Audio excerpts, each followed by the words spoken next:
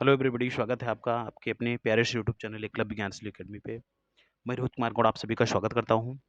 और आज हमने जैसा कि आपसे कहा था कि कॉम्पिटिटिव की योजना में जो मैं क्लासेस लूँगा, कॉम्पिटिटिव क्लासेस की मैं हर एक क्लास के हर एक चैप्टर की मैं एक एमसीक्यूज़ की श्रृंखला बना के भेजूँगा।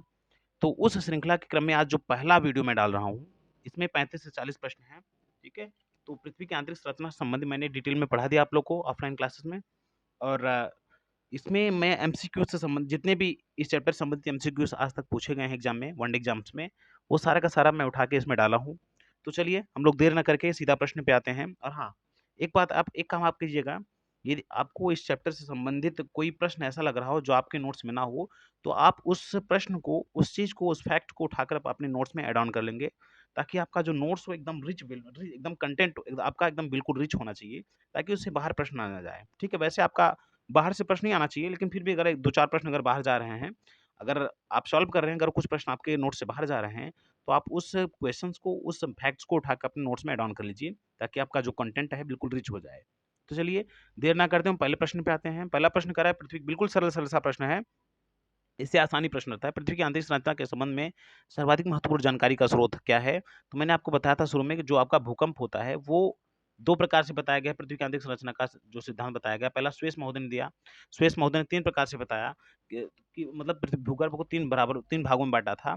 लेकिन बाद में एक फिर सिद्धांत आया जिसको हम भूकंपीय तरंगों के आधार पर, जो अभिनव सिद्धांत है उसको बताते हैं। तो उसमें भूकंप तरंगों के आधार पर पृथ्वी की आंतरिक संरचना का पता लगाने का प्रयास किया गया। तो इसलिए जो सबसे नवीन और सबसे जो महत्वपूर्ण जानकारी प्राप्त होती है जिस स्रोत से, वह स्रोत है भूकंप विज्ञान। दूसरा प्रश्न कह रहा है कि सियाल सीमा निफे के रूप में भूगर्भ का विभाजन किसके द्वारा किया गया? तो देखेंगे आप लोग, तो मैंने आप बताया था कि जो श्वेस महोदय हैं, श्वेस महोदय द्वारा सियाल सीमा निफे के तीनों का निर्धारण किया गया था। प्रश्न उत्तर नंबर 3 देखते हैं कि पृथ्वी के धरातल से केंद्र की ओर निम्नलिखित का सही क्रम दर्शाएँ। पृथ्वी के धरातल से केंद्र की ओर, ऊपर से मतलब नीचे की ओर। तो पहले आप दर्शाएँगे सीमा सियाल, ठीक है? सियाल आप मतलब आपका 2, उसके बाद सीमा, सीमा आपका मतलब 1, उसके बाद निफे, निफे मतलब 3। तो आप देखेंगे ऑप्शन में जो मिल रहा होगा 2, 1, 3, 2, 1, 3 मिल रहा है, तो ऑप्शन बी सही राइट होगा। चौथा प्रश्न देखते हैं। चौथा प्रश्न कह रहा है कि निम्नलिखित में से कौन-सा कथन सत्य है? तो एक ऑप्शन ही कह रहा है कि मतलब सत्य कौन-सा ढूँढना है वो देखना है। तो सियाल में ग्रेनाइट तथा नीस जैसी चट्टान पाई जाती हैं। सियाल में श्योर बात है। मैंने आपको पढ़ाया था, बताया था कि जो प पर्वत होते हैं, ठीक है? और जो नदियाँ होती महासागर होते हैं, ये महाद्वीपीय क्रस्ट है। इसके जो निचला हिस्सा होता है ग्रेनाइट का बना होता है, और ये जो महासागर है इसका जो निचला हिस्सा होता है, वो बेसाल्ट का बना होता है। तो आपका सियाल में आपका ग्रेनाइट और नीस पाए जाते हैं। दूसरा, सीमा का निर्माण मुख्यतः बेसाल्ट तथा गैब्रो, ये भी सही है, क्योंकि सीमा में मेंटल एरिया पाया जाता है, मेंटल में बेसाल्ट स्थित होता है, तो सीमा में बेसाल्ट एक गैब्रो भी पाया जाता है। तीसरा कह रहा है कि क्रोड में निकल और लोहा, बिल्कुल सही बात है, एकदम जो निकल कोर पॉइंट होता है उसमें लोहा और निकल पाया जाता है। तो इस तरह से आपका 4 ऑप्शन राइट होगा। प्रश्नोत्तर नंबर 5 देखते हैं कि भूपृष्ठ की किस परत में बेसाल्ट चट्टानों की अधिकता होती है? अभी मैंने जस्ट बताया इसके पहले कि सीमा में मेंटल हिस्सा पाया जाता है। मेंटल में जो होता है, वो जो मैग्मा चैम्बर पाया जाता है, उसमें बेसाल्ट होते हैं। तो इस तरह से आपका सीमा सही होगा। छठवां प्रश्न कह रहा है कि पृथ्वी के किस भाग में निकेल और लोहा की प्रधानता होती है? निकेल और लोहा मैंने आपको बताया था कि नीफे जो होता है, उसमें निकेल और लोहा पाया जाता है। क्योंकि निकेल, नी से निकेल और फे से फेरस, फेरस में से लोहा। 7वां क्वेश्चन कह रहा है कि पृथ्वी के सबसे ऊपरी परत के लिए सर्वप्रथम सियाल शब्द का प्रयोग किसने किया? तो मैंने आपको बताया था सियाल से मनीफे शब्द का सर्वप्रथम प्रयोग श्वेस महोदय ने किया था। इस तरह से उत्तर आपका क्या सही होगा? बी सही होगा। 8वां प्रश्न देखते हैं, पृथ्वी के 3 सेकेंडरी परतों में सबसे ऊपर या ऊपर से दूसरी परत का क्या नाम है? ऊपर से दूसरी आप पढ़े होंगे, सियाल पहले होगा, फिर सीमा होगा, फिर नीफे होगा। तो दूसरा परत क्या है? सीमा। तो ऑप्शन क्या सही होगा? बी राइट आंसर होगा। प्रश्नोत्तर नंबर क्वेश्चन 9 कह रहा है कि पृथ्वी के केंद्र में पाया जाने वाला चुंबकीय पदार्थ।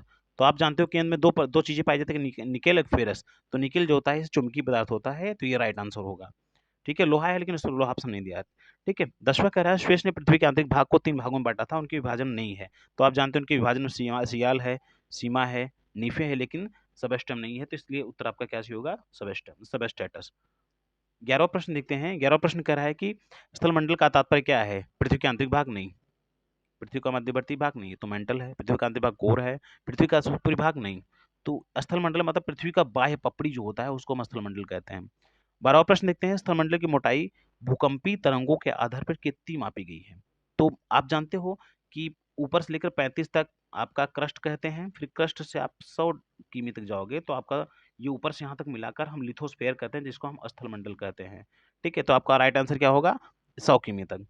13वां प्रश्न कह रहा है कि निम्नलिखित में से किस परत को बेरिस्फेयर कहा जाता है? तो मैंने आपको बताया था, जो सबसे निचला परत होता है वो बेरिस्फेयर कहलाता है। आंतरिक जो परत होता है वो बेरिस्फेयर कहलाता है। क्या कहलाता है? बेरिस्फेयर। तो आपका सही उत्तर क्या होगा? पृथ्वी की सबसे आंतरिक परत। ठीक है, अगला 14वां प्रश्न देखते हैं। कह रहा है कि धरातल से भूगर्भ की ओर जाने पर गहराई के साथ तापमान वृद्धि की दर क्या है? इसमें 4 ऑप्शन है। 1 डिग्री से 165 मीटर पे 1 डिग्री सेल्सियस, 165 फीट पर 1 डिग्री सेल्सियस, 32 फीट पर 1 डिग्री सेल्सियस, नहीं, तो 32 मीटर पर 1 डिग्री सेल्सियस बढ़ जाता है, ये मैंने आपको बताया है।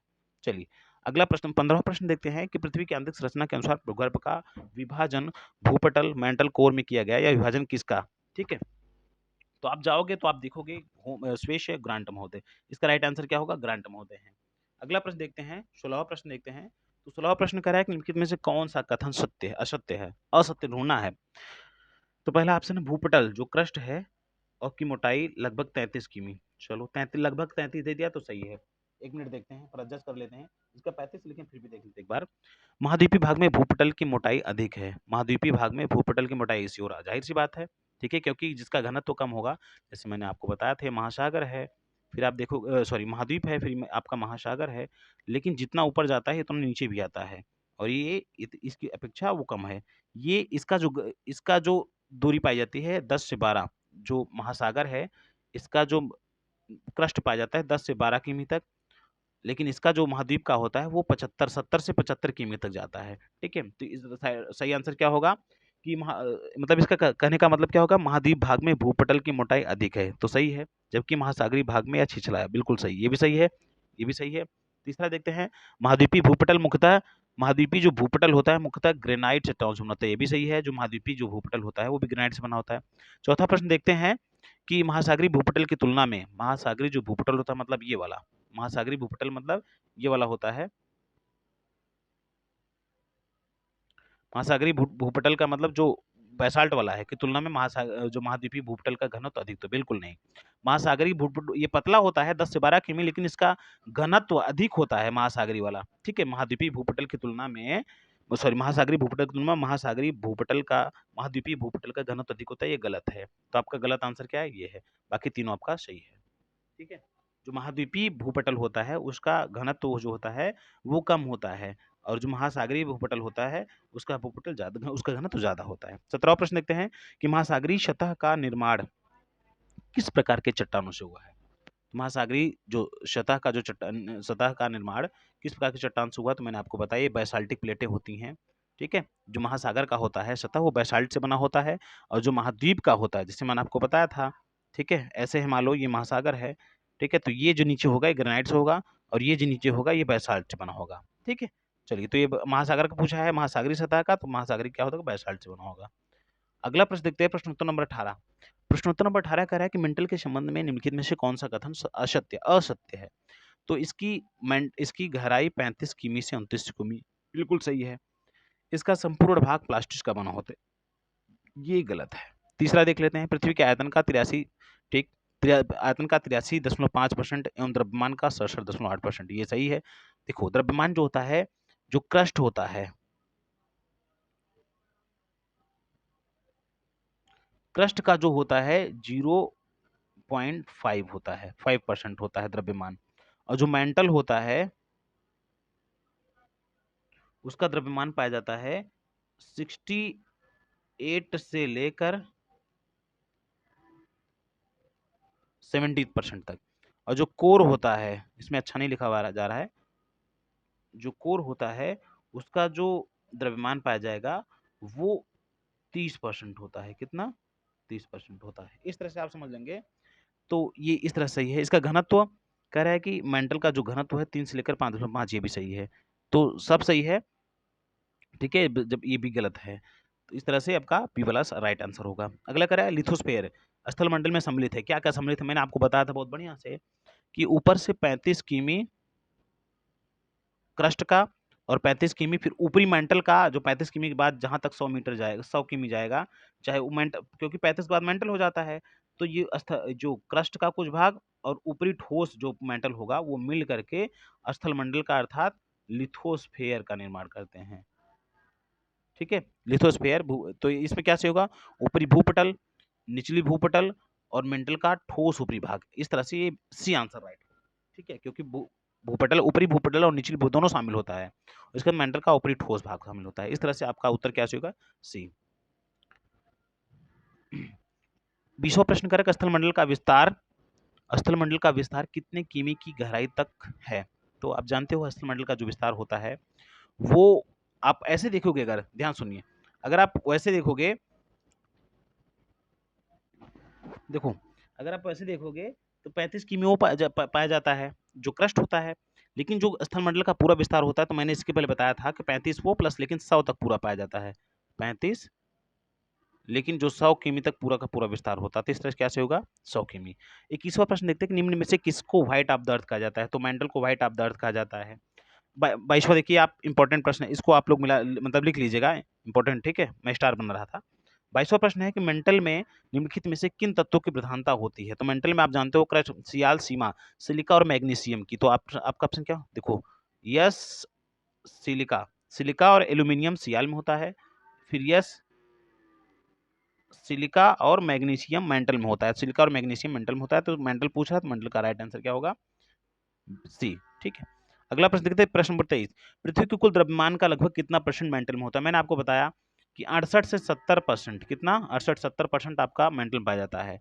0.5% आपका किस में पाया जाता है, वो क्रस्ट में पाया जाता है, और 30% जो होता है वो किस में पाया जाता है, कोर में पाया जाता है। इस तरह से आप द्रव्यमान आप लिख लेंगे, इसको नोट डाउन कर लेंगे कहीं पर। तो इसका उत्तर कैसे होगा, 68%। मोह संबद्धता आप इसको बताइए। तो मोहो जो होता है, आप जानते हो, मैंने रेखा को बहुत बढ़िया से बताया है, क्रस्ट और मेंटल के बीच में जो रेखा होती है उसको मोहो रेखा कहते हैं, मोहो की असंबद्धता रेखा। आपसे एक प्रश्न मेरा है, जो ऊपरी भूपटल है, ऊपरी क्रस्ट है, और जो महासागर है, ठीक है, इसमें आप बताएंगे, ये मान लो महासागर है, तो इसके नीचे ग्रेनाइटिक होता है, इसके नीचे बेसाल्टिक होता है, लेकिन ऐसा कौन सा रेखा है, मान लो ऐसा कौन सा रेखा है जो जो इस महासागर को, इस महाद्वीपीय क्रस्ट को, इस महासागरीय प्लेट से, महाद्वीपीय प्लेट को महासागरीय प्लेट से, ये कौन सी रेखा है जो अलग करती है। इस रेखा का आप नाम लिख के कमेंट बॉक्स में डालेंगे। ठीक, आप कमेंट में करके डालेंगे।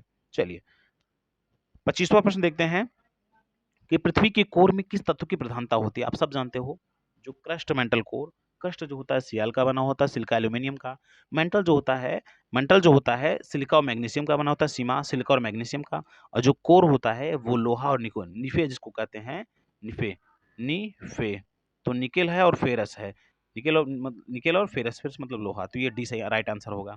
26वां प्रश्न देखते हैं, निम्न में से कौन सा कथन असत्य है। तो पहला ऑप्शन इसमें है कि महाद्वीप मुख्यतः ग्रेनाइट चट्टानों से निर्मित होते हैं, ये भी सही। ठीक है, दूसरा प्रश्न कह रहा है कि महासागरीय बेसिन में बेसाल्ट चट्टान की प्रधानता होती है, ये भी सही।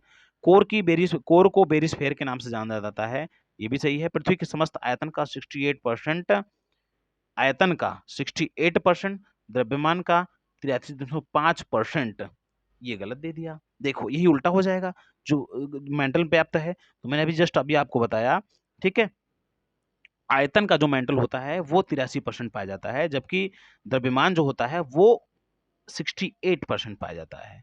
मैंने आपको जस्ट अभी इसके पहले बताया कि 0.5% जो होता है क्रस्ट का द्रव्यमान होता है, 68 to 70% जो होता है वो क्रस्ट मेंटल का होता है, और 30% जो होता है द्रव्यमान वो कोर का होता है। तो इसमें गलत दिया है, उल्टा दिया, इसलिए आपका राइट आंसर क्या होगा, डी। चलिए अगला देख लेते हैं, 27 देखते हैं, भूगर्भ में तापमान वृद्धि का कारण क्या है। देखिए भूगर्भ में जो तापमान होता है वो दबाव की वजह से होता है, और आंतरिक कोर में जाओगे आप, जब लोअर कोर में जाओगे, तो यहाँ पर रेडियो सक्रिय पदार्थों का विखंडन भी होता है, दबाव भी होता है, रेडियो सक्रिय का पदार्थों का विखंडन भी होता है। इसलिए उत्तर आपका क्या होगा, सी। 28वां प्रश्न देखते हैं कि गहराई में वृद्धि के अनुसार महासागरीय भूपटल के विभिन्न परतों का सही क्रम है। अब बताएं आप लोग, गहराई में वृद्धि के अनुसार जो भूपटल है, महाद्वीपीय भूपटल के विभिन्न परतों का सही क्रम क्या है, आप जरा इसको बताएं। देखिए पहला ऑप्शन है परतदार ग्रेनाइट और बेसाल्ट, दूसरा परतदार बेसाल्ट और ग्रेनाइट, तीसरा ऑप्शन है ग्रेनाइट परतदार और बेसाल्ट। तो ये पहले आपको जो पाएगा वो परतदार पाया जाएगा, उसके बाद आपका नीचे जाएंगे ग्रेनाइटिक पाया जाएगा, फिर आपका मैग्मा सेंट्रम जाओगे तो आपका बेसाल्ट पाया जाएगा। इस तरह से पहले परतदार, फिर ग्रेनाइट, उसके बाद बेसाल्ट। ये इस तरह से इसका आंसर क्या होगा, ए आंसर सही होगा। 29वां प्रश्न देखते हैं कि भूपर्पटी पर पाए जाने वाले विभिन्न तत्वों की मात्रा का सही अवरोही क्रम क्या है।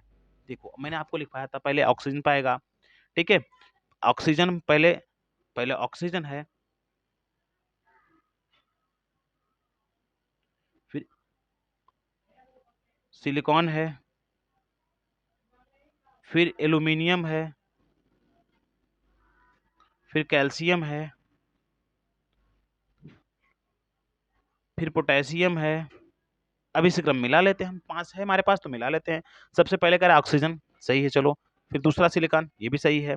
एल्यूमिनियम क्या है, तो एल्यूमिनियम पहले आना चाहिए, ठीक है, उसके बाद लोहा आना चाहिए। तो आगे देखते हैं ऑक्सीजन, और कहीं देखते हैं ऑक्सीजन है, ऑक्सीजन है, क्योंकि सबसे पहला ऑक्सीजन है तो ऑक्सीजन इसमें दिया है, तो ऑक्सीजन, इसमें ऑक्सीजन नहीं दिया इसलिए पहले इसको नहीं देखे, इसमें नहीं दिया इसमें नहीं देखे, पहले ऑक्सीजन है, फिर दूसरा सिलिकॉन है, सिलिकॉन है, तीसरा एल्यूमिनियम है, एल्यूमिनियम है, और चौथा इसमें लोहा। आसी मतलब ऑक्सीजन, सिलिकॉन, एल्यूमिनियम, और चौथा इसमें लोहा होता है, ठीक है, तो चौथा आपका लोहा है। इस तरह से आपका उत्तर क्रम से क्या है, डी। डी आंसर आपका राइट आंसर होगा, और वही मतलब उतरते क्रम में। चलिए अगला प्रश्न देखते हैं। पृथ्वी की